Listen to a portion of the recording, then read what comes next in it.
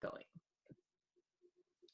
So here we are on week 3 of Mental Health Mondays, hosted by The Refuge. We are really glad that somehow, some way, you are finding this video and trying to find strength for this really difficult season globally. And our whole purpose of this is just bringing together friends of ours in the wider community who are therapists and can help us get strength that we need to keep going in a small way. And so I'm here with Joanna Rainey, who is with The Refuge and also Mindful Member Care, and our friend Kay Neuhausel, who's a dear friend in Denver and partner in goodness at The Refuge in some different ways. And she's a therapist in private practice. She worked at Mile High Ministries in Joshua Station, who's one of our core partners for many, many years.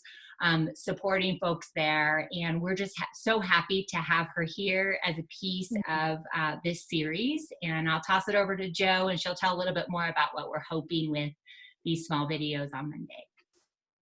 Thanks, Kathy. Yeah, so the biggest thing is we really are hoping that people can take these and actually talk about them with someone. I know that's hard. So at the bottom of the description in the YouTube video, there'll be some reflection questions. And so if you don't have a chance to talk to someone, at least take some time to really reflect on what Kay's going to share with us and process it. But ideally, it would be great to take those questions and actually talk through it with a friend over Zoom, or if you have a roommate or a partner at home, to take the time to really talk through this, because we have so much information coming at us all the time, and it's good to actually process some of it, not just ingest a ton. So yeah, Kay, would love to hear whatever you have to share. Thank you, Jo and Kathy. It is such an honor to be here, and I really mean that. There are times in my life where I feel like I have things to say, and a lot of times when I don't. And I just appreciate you taking the time to ask some of us out there what it is we're thinking and going through, and maybe what our clients are thinking through themselves and our families, our friends, and globally. This is big, and it's hard, and it is going to take a long, long time to get through, and probably a longer time to actually get over, if that's even a thing. And that's where my head is. That's where my biggest concern is in this current pandemic and crisis worldwide. I can't spend all my time worrying about the whole world. I don't think any of us can, not all of our time. And so I try to focus in on some of the things that I know to be true and good about myself, about my family, about my friends, my country, and it can get bigger from there. But I want to share today a little bit about what we've all been talking about, even if it's just under the surface, is the traumatic effect of this. This is not normal. This is not what we humans are made to sustain and live through. And there's a lot about the social isolation piece alone that is really, really hard for us. And it's just real. It's real that it's hard because we're not made to be in isolation. We're not made to not have connection. And now it's limited. It's limited, even like this, even platforms like this, I'm really grateful for, but I know not everyone has access to that. And that's hard. And that weighs on me. And I know that weighs on a lot of us. And the not normal piece, I want to speak to how it contributes to being something that's traumatic, essentially. This is something I work with a lot with my clients. And there are all kinds of definitions out there that we come across around what we think is traumatic. And a lot of us think, oh, it's a big T trauma. It's it has to fit these parameters. And really, it's pretty simple. It's something that took us by surprise. So it was unexpected, that we don't know what to do with, and that is disturbing enough inside of us. And the enough is just for me or for you or for whomever. So what's traumatic for me may not be traumatic for you, and vice versa, because not every single experience are we going to find that we experience the same way. So I say that up front because I want to I want to focus on the newness piece. Like this came sort of out of nowhere. And, you know, we weren't prepared for it. We don't like it. It's at the very least uncomfortable, and we don't know what to do with it. So in that sense, we are experiencing that piece of common humanity around it being traumatic for everyone. And it's going to impact us each in different ways, logistically and emotionally, spiritually. But we are all experiencing those things together. The newness piece is scary.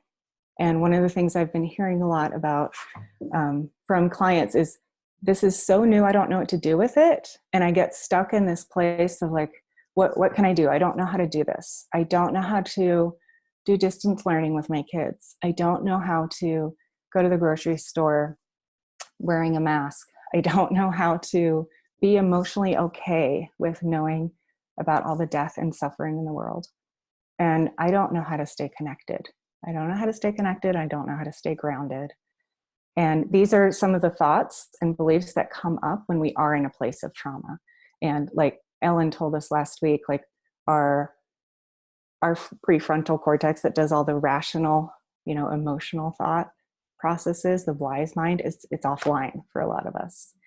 And one of my fears around this is that is going to be offline for a long time, or on and off, in and out, as we do proceed through whatever ends up being a new normal.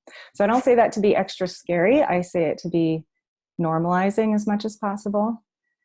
This is weird. It's supposed to be weird. A couple weeks ago, Phyllis shared initially, and I really appreciated this, and I remind myself of this every day, that we're not supposed to know how to do this. None of us are. None of us have done this before. There is no workbook on like how to get through a pandemic. Not yet. I mean, maybe there will be, right? But it is so new and so uncomfortable that a lot of us are going to be tempted to just not do anything, not move towards it, not even move away from it, like just do kind of nothing. And that can be paralyzing, you know, along with these thoughts of, I don't know how, I don't know how, I don't know how. And we can find ourselves spinning. And emotionally, that can look so many different ways. I can be scared, anxious, mad. I've been a lot of mad lately. Afraid, frustrated. The not knowing, I think, in addition to being connected to, I'm feeling so anxious and scared and so forth, it's also connected to, then what do I do? Because whether we're jumping to that or we're giving ourselves a nice long process to kind of work through, okay, I don't know how to do that. Now what do I do? I think they go together, and sometimes it's not very linear. Sometimes we're like, well, I don't really know, and so I'm just not going to do anything. And that's going to keep us stuck. That's going to keep us stuck in the trauma, and it's going to keep us stuck in our minds and in our emotions. One of the things I want to point out about trauma is that a lot of different modalities in psychology talk about this, and I work a lot from an EMDR perspective, and EMDR is just a fancy acronym for words that don't actually describe the process very well.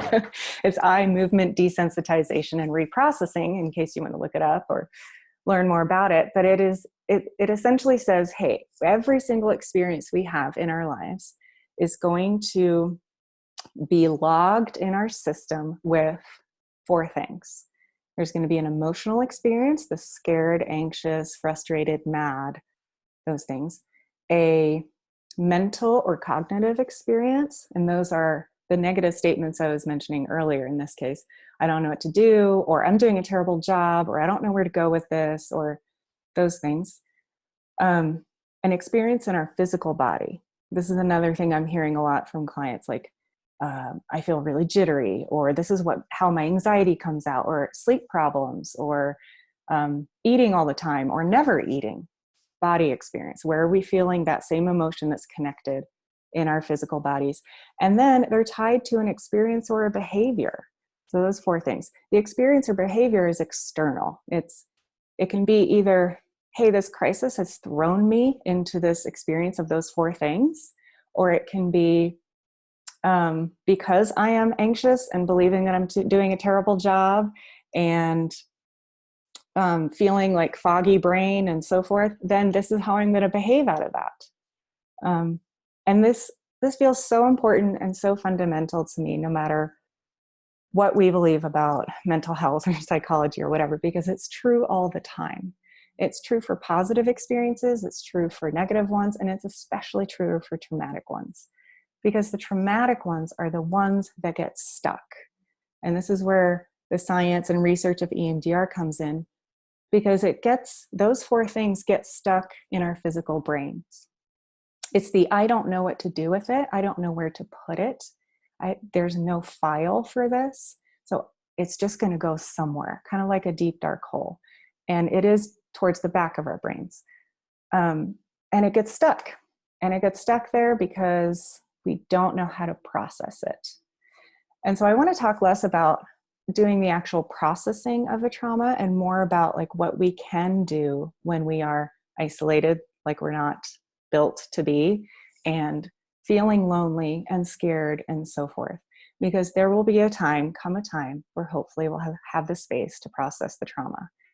And I don't intend on suggesting that we jump over it. I'm actually wanting to suggest that we go through it. We are going to go through it anyway. And I've had a lot of moments, even in the last few weeks, where I thought, I can't do it. I can't go through it. I'm not going to make it. This is not going to work for me. And it's not going to work for my kids. It's not going to work for anyone I know. This is a bad idea. I want out. I quit. I think I texted unsubscribe to someone the other day, like not about this. But since we are in it and we have to do it, what choices do we have? And this is the part where I say a lot in my life, like if there were a single right answer to anything, we would all be doing that. And that's across the board. And there just isn't. There's not a single right way to do really anything.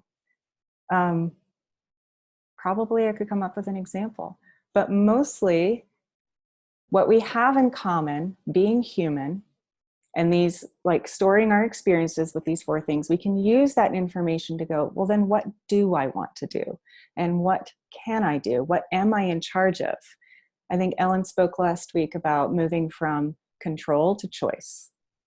Like, I want to control all this. I absolutely want to control my kids and keep them from fighting and screaming and so forth. I can't. What can I do? What is my actual choice?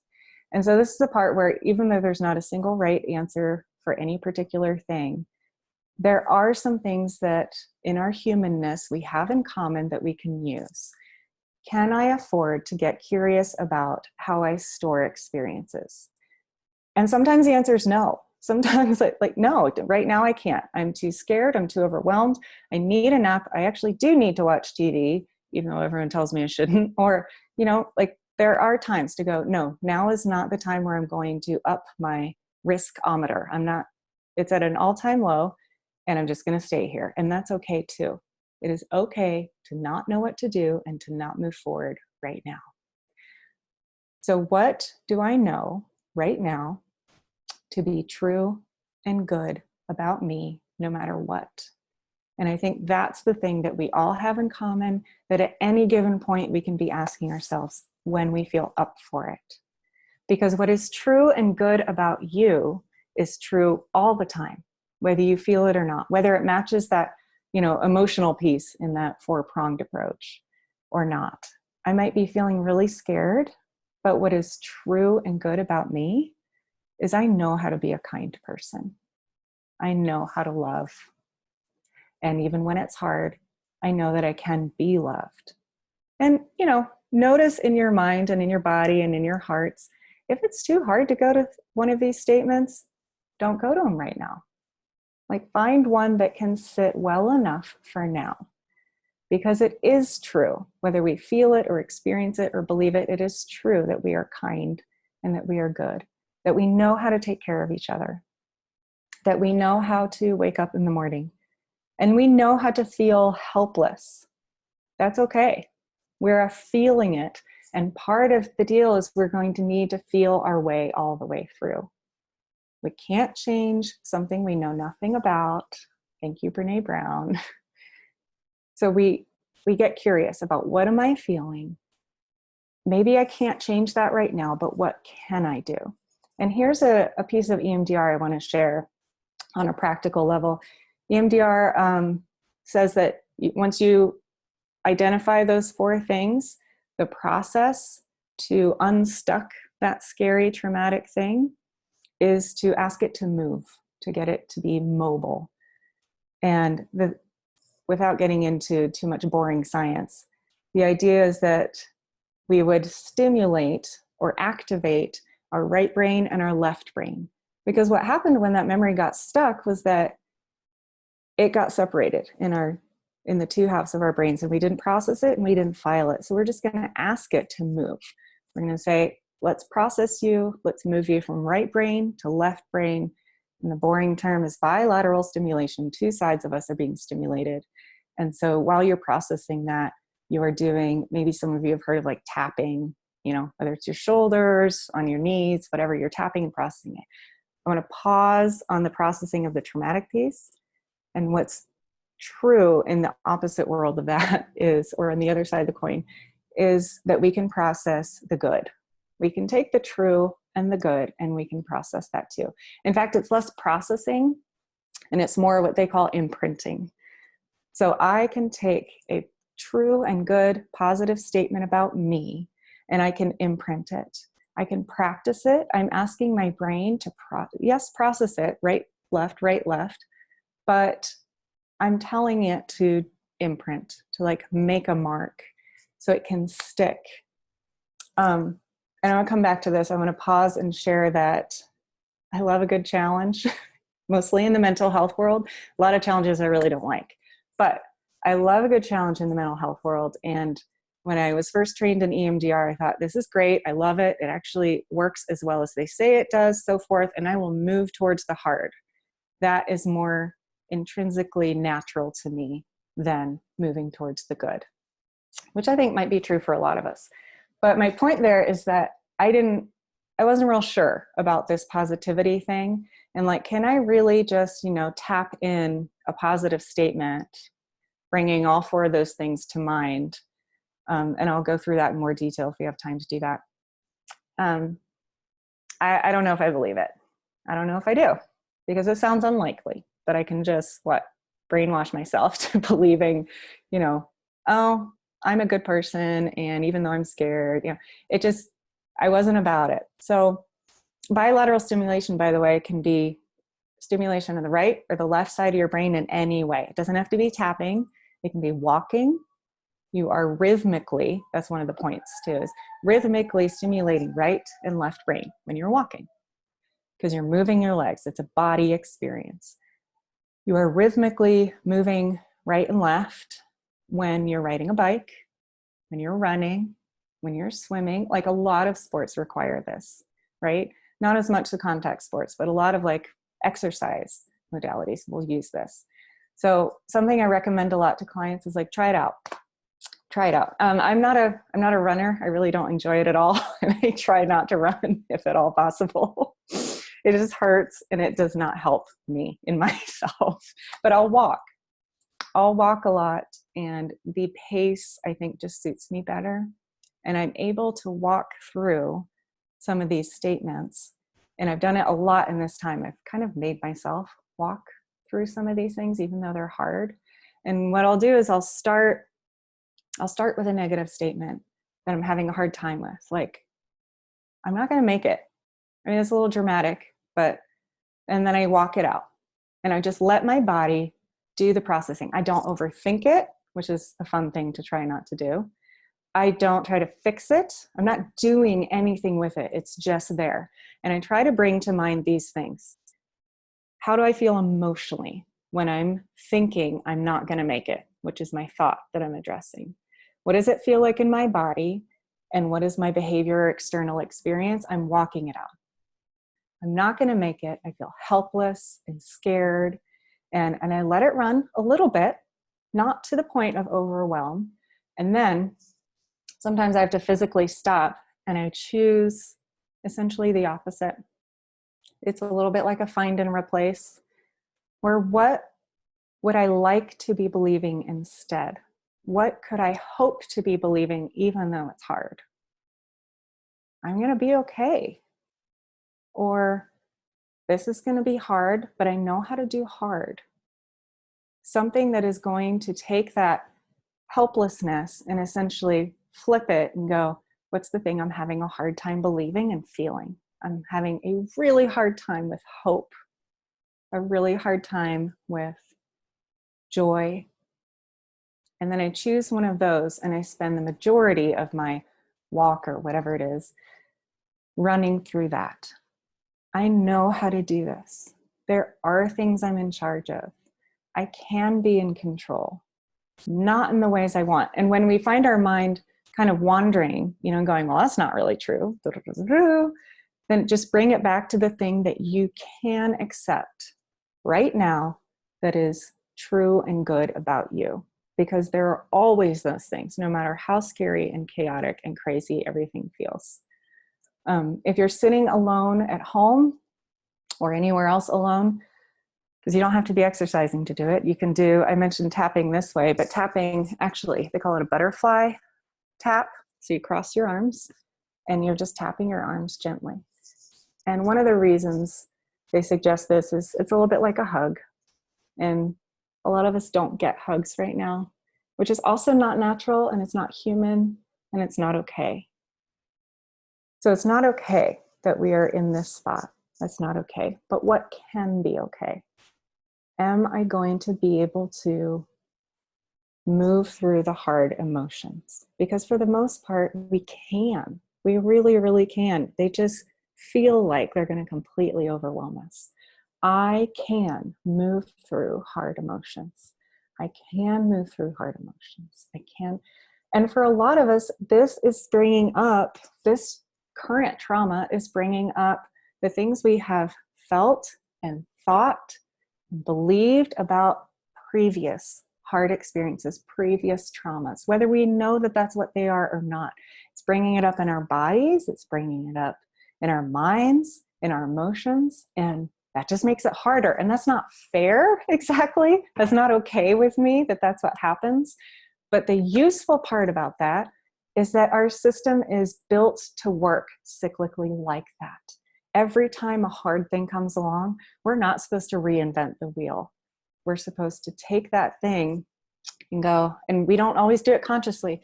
Where else have I felt this? Where else have I thought this? And then our whole system that spends all that time logging and imprinting the good and the bad and all of it goes, oh, I know. This is the feeling.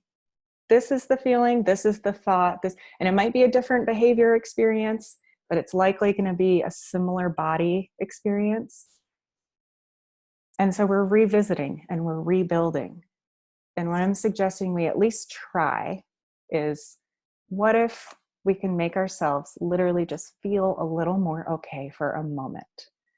Because that matters right now. It matters a lot. And I will tell you, when I challenged myself on this whole positivity thing, I hate being wrong. It's not something I'm good at. So I'm like, damn it. It's true. It's true that if I have had seasons of making myself go on runs, if I start a run going, I hate this. This is the worst. And I'm not good at it. And it hurts my body. And it's probably going to kill me. And why do people do this? And I feel like I should. Like, this is just all this pressure, right? And it's not good emotional energy. And then if I go on a run like that, it's really not. It's like a mild jog. And then I get home, I feel like shit about myself. I feel terrible. I go, yep, that looks about right. Because now I've just proved that the belief I had at the beginning is true. When I go on a walk or run or bike ride or whatever, and I give myself a little bit of space to let go of the thing I'm struggling with, I'm doing a terrible job. My kids' lives are going to be ruined forever, and they're never going to make it. Whatever the fear is, identify that, and then I go, what if my kids are actually okay? And maybe it has to be a maybe.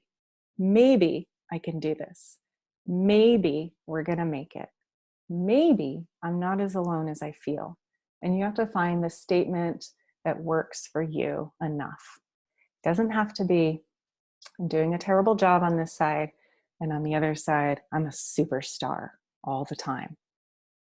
It's not as realistic to try to aim for something we just really don't believe a lot.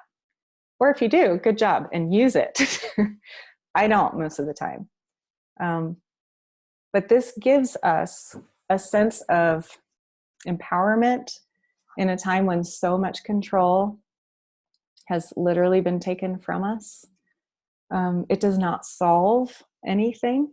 We're not trying to fix the pandemic or fix how much we don't have access to, but it is something that all of us can do that won't hurt, no matter what situation we're in. Because one of the really hard things about this for me personally is the breadth of and variety of hardness and struggle in this. It's really not impacting some people a whole lot because they work from home and maybe they make a lot of money and they have tons of food or an access, right? And they're just people for whom that none of that is true. They might not have the food they need. They don't have the food they need. And they don't have the resources and the connection they need with other people. And it will be life-threatening. But what all of us do need is a certain amount of grounding wherever we can find it, and a certain amount of connection. And that connection and grounding needs to start with ourselves. If I'm doing it for me, I'm going to be able to withstand the next thing a little bit better with maybe a tiny glimmer of hope, maybe. And that's worth it. 1%, 5% is worth it, because getting to 100% is not likely. Not right now, not in the middle of it. So no matter what resources I have or don't have, I can ground myself in positive statements, positive beliefs, positive emotions, just by practicing, by imprinting it in my mind, in my body, noticing what that feels like, finding a sense of calm. I can do that. And we do have that in common, all of us. And we're just practicing. We're just trying, not in a practice makes perfect kind of way. I'm not sure I quite believe in practice makes actually perfect, but practice will expose us to opportunities and will show us what we are capable of and what we are in charge of, if even for a moment. And I think that counts right now. Might be a small moment, might be just the littlest bit of hope. And there are times we're going to mess up. There are a million things that don't make me feel grounded. My kids screaming at each other does not make me feel like a good mom. I do not feel grounded. But when it happens, and it happens, I go, all right, what do I want to do with that? I do have a choice with that. I don't always have the space or the patience or a lot of other things, but I do have a choice. So when we move into, I don't know what to do. I don't know how to do distance learning with my kids. I don't know how to get food to people who don't have it. I don't know how to get connection when that's what I'm made for and I just don't have access to it right now. There's a lot we don't know how to do. But what do we know how to do? Naming it first is important because it's not going away. And then owning it to say, what can I do about this, is going to leave us feeling just that tiny bit more empowered. I hope that can be helpful. Along with maybe the rest of the world, I would love for there to be a single right answer to this that would fix it for all of us. And that it turns out that's just not very human. We don't get that choice, not today. Awesome, thanks. Yes, thank you, Kay. Did you want to add anything, Joe? I didn't want to cut you off. It's okay. I will just say that's a lot to process and to consider, but the simple thing is how can you take one thing that Kay just said? I was just thinking this, like just that, I can feel that in my body when I do it right here. And so there's a lot. And if you don't have, like, you can't access that positive thing on Mhm. your own, that's what Joe was saying the community is for. I bet you someone in your life can help with that. Mhm. And to reach out and ask and say, I need to hold on to something. I need to try and imprint something Mhm. right now, and I need your Yeah. help with that. Absolutely. So thank you, Kay. Yeah. Thank you, Kay. And That was so good. yeah, it's Thank just you, ladies, so it's much. great stuff. And so think about processing these things together. Look at the discussion questions. Take the time. Do it your way. Everyone's different. Every situation is different. I love what you said, and there's not one right way. Mhm. But what is a way? We could try and move this, move it a little bit. Yeah. Instead of letting it stay stuck. So that's Mental Health Monday for this week. And we'll look forward to just hearing, you know, what kind of discussion it brings up. And we just thank you so much for your time, Kay. We're Thank so you, grateful. ladies. Thank you. And feel free to post comments on Facebook under the links whenever we post this video if you want to process anything, or on the YouTube link if you want to process anything in the comments that you want to share with other people of what you've learned from what Kay shared. So thanks. Thank you. Awesome. Bye, friends.